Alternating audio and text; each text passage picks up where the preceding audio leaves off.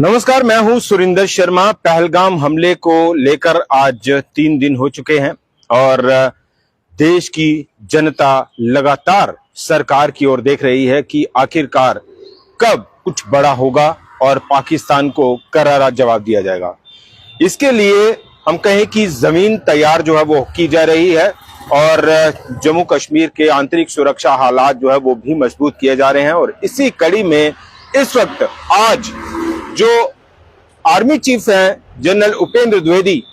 वो आज श्रीनगर में है, इस वक्त कश्मीर पहुंचे हैं और पहली बार जो है वो कश्मीर में श्रीनगर में आज जम्मू कश्मीर के सुरक्षा हालात की जो समीक्षा है वो कर रहे हैं।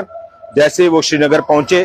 15 कोर के कमांडर और दूसरे जो एजेंसीज हैं, सिक्योरिटी एजेंसीज हैं, उनके जो हेड थे, उन्होंने आज जनरल उपेंद्र द्विवेदी को लेकर जम्मू कश्मीर के सुरक्षा हालात की पूरी जानकारी दी और इसके साथ साथ ही ये भी जानकारी दी कि जम्मू कश्मीर में आतंकवाद से लड़ने के लिए सेना की ओर से क्या कुछ किया जा रहा है, क्या कुछ किया गया है और अब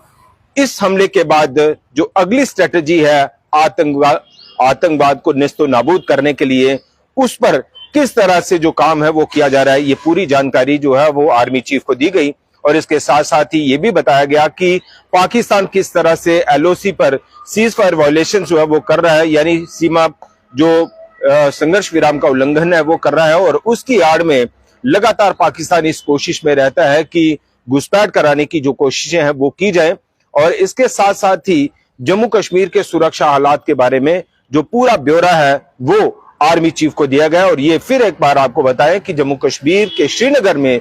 army chief general Upendra Dwivedi पहली बार जो है वो पहुंचे हैं जम्मू कश्मीर के सुरक्षा हालात की समीक्षा करने के लिए पहलगाम हमले के बाद। इसके साथ साथ ही दूसरी बड़ी खबर यह भी है कि कांग्रेस नेता राहुल गांधी भी आज श्रीनगर पहुंचे हैं और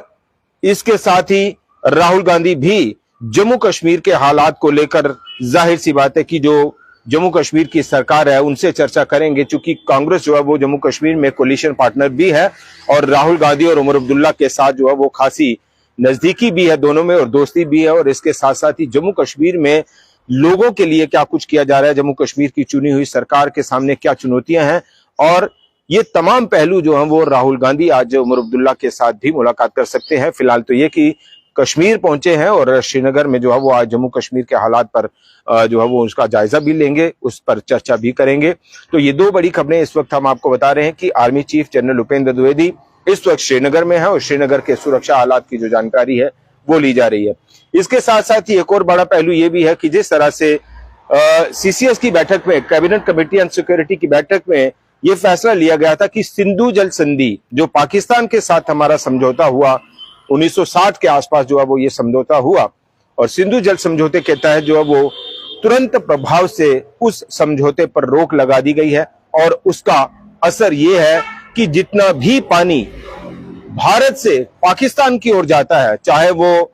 रिवर चेनाब की बात हो या अन्य दरियाओं की बात हो, तो ये सारे के सारे जो वाटर सोर्सेज हैं, जो पानी है वो रोक दिया गया है और बगलियार प्रोजेक्ट से भी जो पानी बगलियार से भी जो जाता है वहां भी रोक लगा दी गई है। तो अब देखना होगा कि पाकिस्तान की तिलमिलाहट जो है वो दिखना शुरू हो गई है। पाकिस्तान के जो प्रधानमंत्री है शहबाज शरीफ, वो लगातार अब इस पर दुहाई दे रहे हैं कि ये सरासर गलत है और यहां तक भी उन्होंने कहा कि भारत ने जंग जैसा जो माहौल है वो बना दिया है और सिंधु जल समझौते को रोकना, सिंधु जल समझौते को रद्द करना भारत की सरासर मनमानी है और वर्ल्ड कम्युनिटी को, विश्व समुदाय को, विश्व कंट्रीज को जो है वो शहबाज शरीफ या पाकिस्तान जो है वो अपने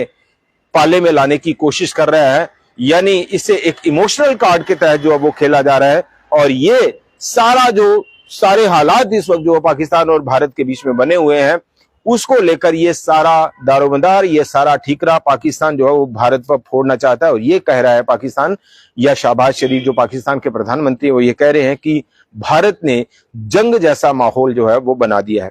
इससे साफ जाहिर हो रहा है कि पाकिस्तान जो है वो इस वक्त सहमा हुआ है, क्योंकि पाकिस्तान ने भारत का एक नहीं 2 नमूने जो है वो पहले ही देख चुके हैं, एयर स्ट्राइक और सर्जिकल स्ट्राइक। इससे पहले 1965, 1971 और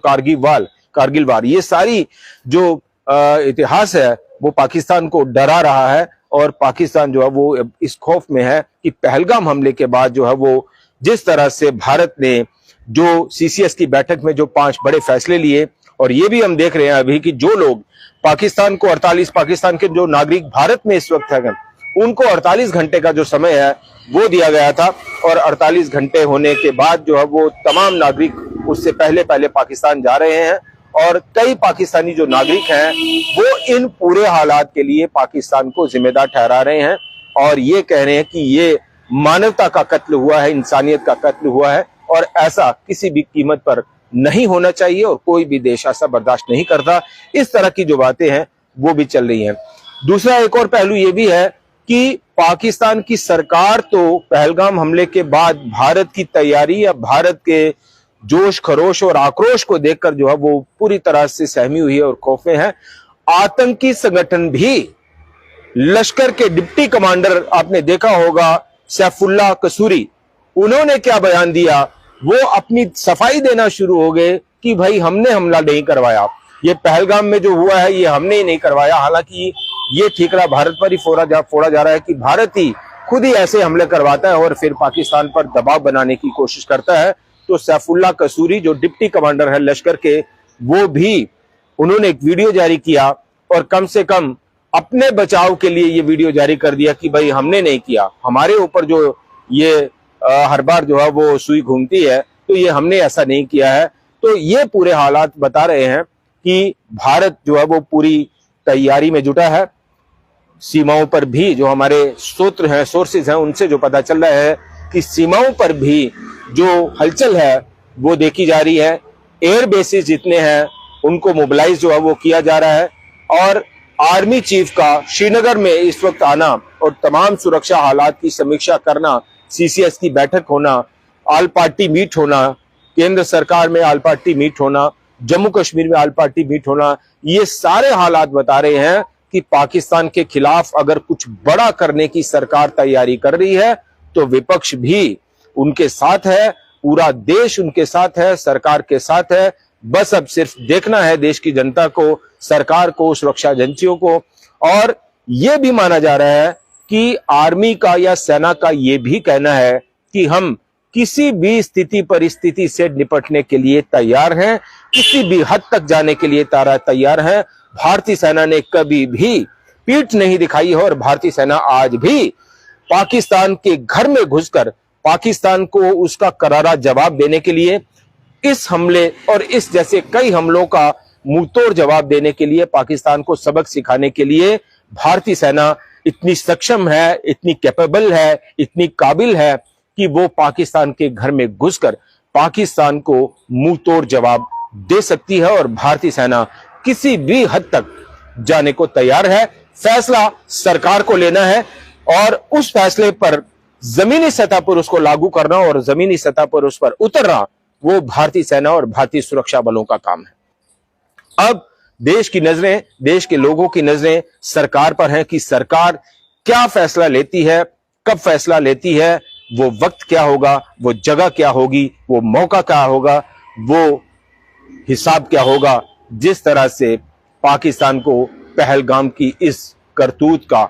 मानवता को तार-तार कर देने वाली बर्बरता की इस हद का सब जो है वो जवाब देना पड़ेगा। और जिस तरह से कल बिहार में प्रधानमंत्री नरेंद्र मोदी ने कहा भी कि आतंकवादियों और आतंकवादियों के आकाओं ने ये कल्पना भी नहीं की होगी कि उन्हें क्या सजा मिलेगी। अब देश इस इंतजार में है, सुरक्षा बल पूरी तरह से तैयारी में है, सुरक्षा बल तैयारी कर रहे हैं, और इसी कड़ी में आर्मी चीफ जो है वो इस वक्त श्रीनगर में डेरा डाले हुए हैं। फिलहाल इतना ही, नमस्कार।